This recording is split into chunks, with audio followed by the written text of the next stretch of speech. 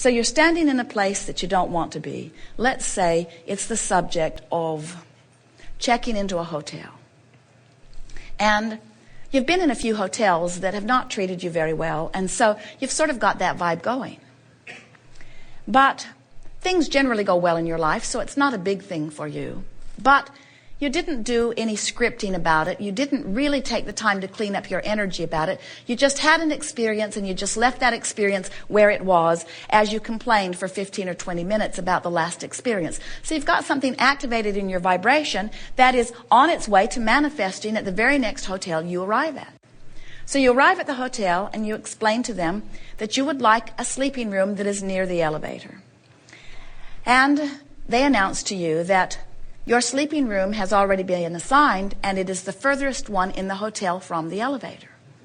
And then you explain that you called that morning, and in fact, someone confirmed that they would hold a room for you near the elevator. And then this person stares back at you blankly and says, "I'm sorry, this is the only room that we have available for you." Now, here you are living a manifestation. In other words, it doesn't matter how you got there. Magellan does not say, "What were you thinking? What did you last say?" Magellan only says, "Well, here you are. Where would you like to be?" So you say, "What's wrong with this hotel?" as you fork off in the opposite direction of what you want. And then you say, "Somebody should call somebody," as you fork off in the direction of what you do not want. And then you look at the young man behind the desk and you think, "You are a powerless person who has no ability to give me what I want," as you fork off in the wrong direction still further. Now, not only are you not improving the relationship between where you are and the improved room that you want, but you're setting yourself up for future things going wrong. So, at any point along the way, if you care about the way you feel more than you care about which room you get right now, can you hear this? If you care more about the way you feel than you care about which room you get right now, if you could just relax and say to the young man behind the desk, "You know, I am the creator of my own reality. And I don't know how I've managed it, but I have assigned myself a crappy room.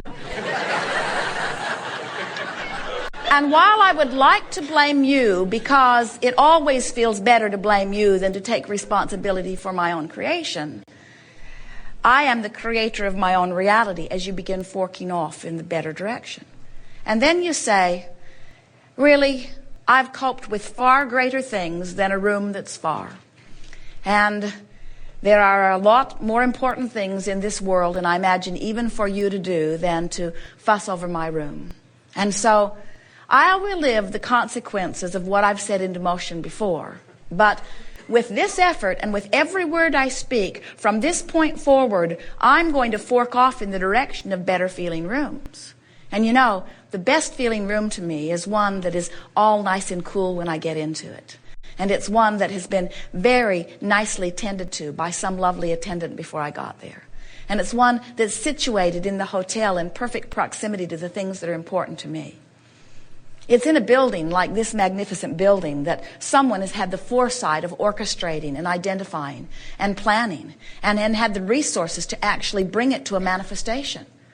How lovely it is, you could say to this young man, that somebody that you work for had the foresight to build a magnificent building like this that can benefit me in the way that it benefits me.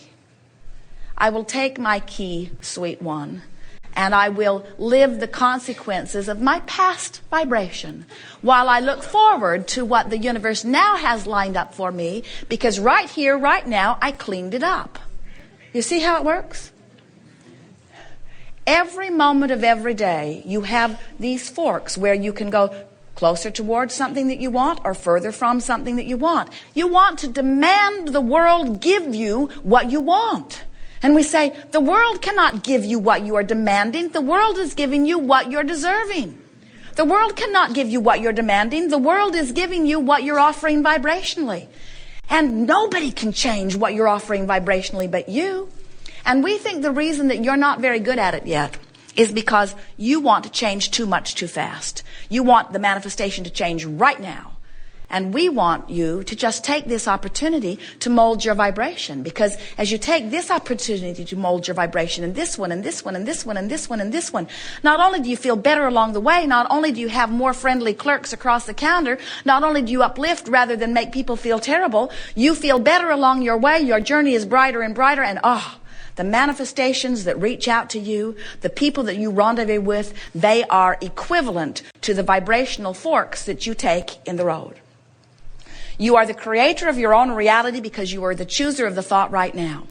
Don't be hard on yourself if you're standing in a place where you've been chopped off at the knees, where you've been hit in the gut, where you're feeling awful. Don't feel bad. Don't beat up on yourself for not being able to choose the best thought you've ever thought. Just choose the best thought you can find from where you are. In other words, just fork off gently in the direction of what is important to you.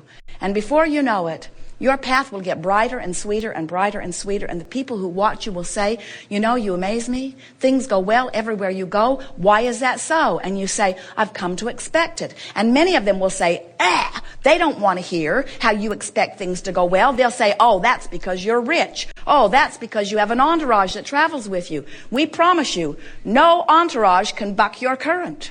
There is no one in the world that can prepare your path for you but you. You're the only one who can prepare your path for you, you see. You are all as rich as everyone else because you all have the resources of the universe at your fingertips. And when you take the time, when you care enough to take the time to find the better feeling thought, now you're moving towards something that will please you. Every step you take, you are marching toward a manifestation. And if you feel good while you're stepping, you're marching, marching, marching toward things that are going to delight you when they get there. And if you're ornery, if you're unhappy, if you are frustrated, if you are blameful, if you are angry, if you are hateful, if you are revengeful, if you are fearful, if you are depressed, you are marching, marching, marching toward things that are going to augment that feeling of depression, of anger, of frustration. In other words, the way you feel must net you more stuff that feels like the way you feel.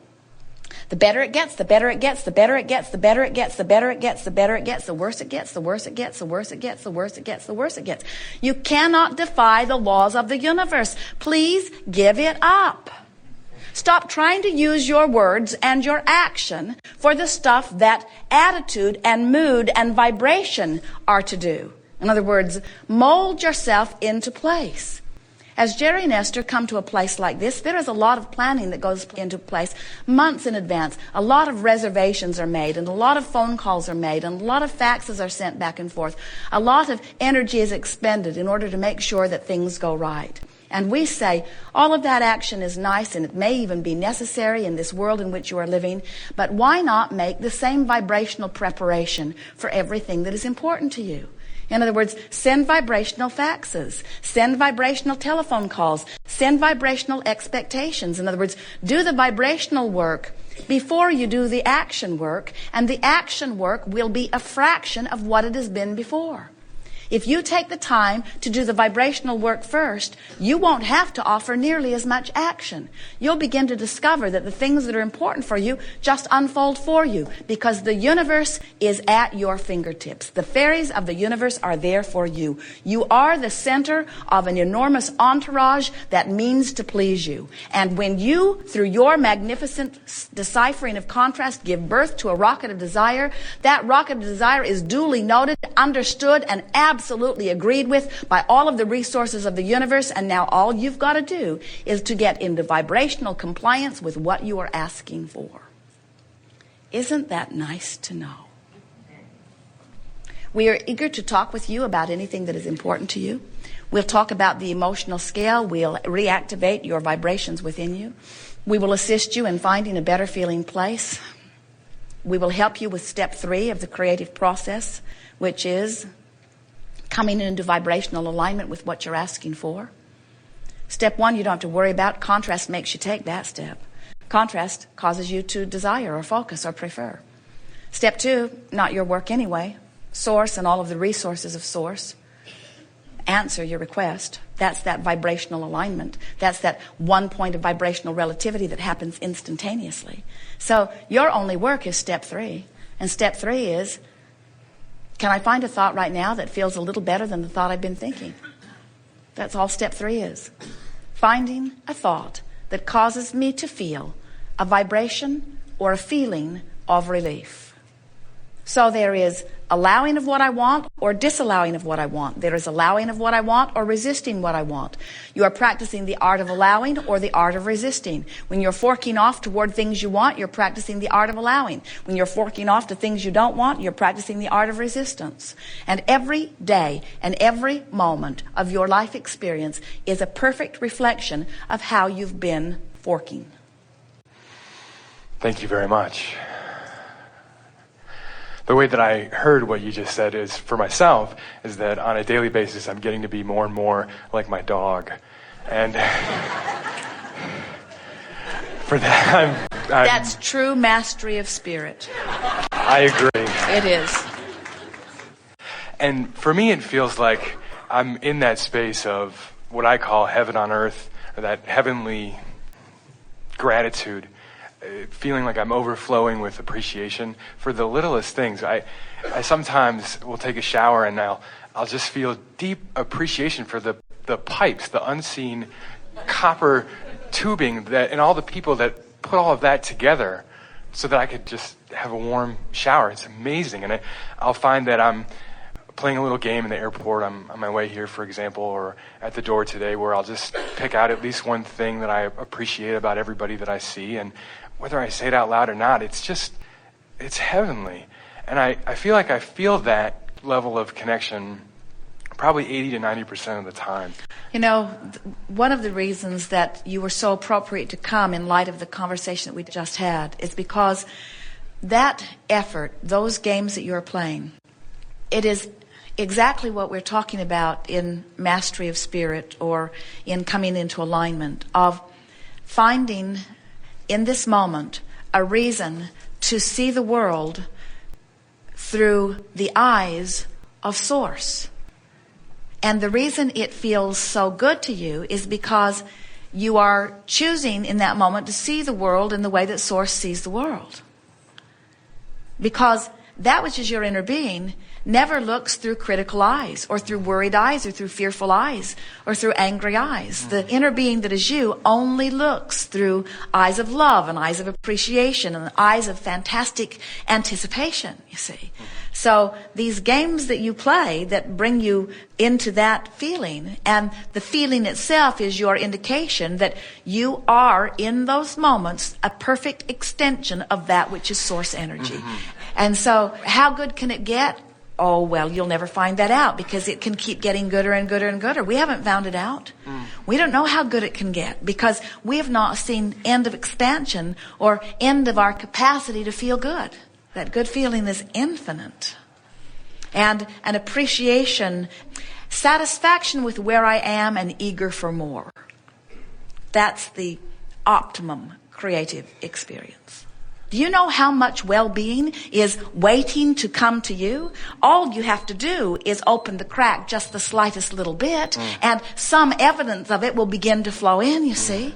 But so often there is the tendency to be so where I am and need to be so aware of where I am, and then the universe responds to so where you are, where if you could just change so slightly where you are, things would begin to turn immediately for you.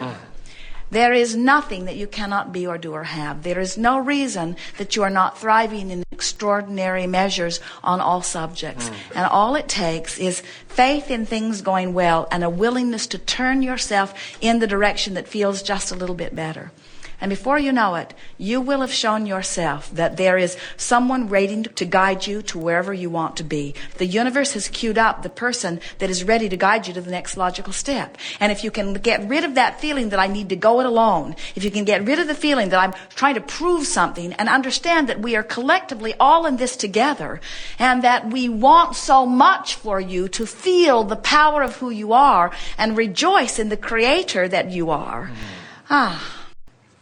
Nothing better than being in a place a little less than where you want to be and then deliberately bringing yourself into a place a little more of where you want to be and having the confirming universe say, there, isn't that better? There, isn't that better? And so we want to say to you, there is no end to how good it can get.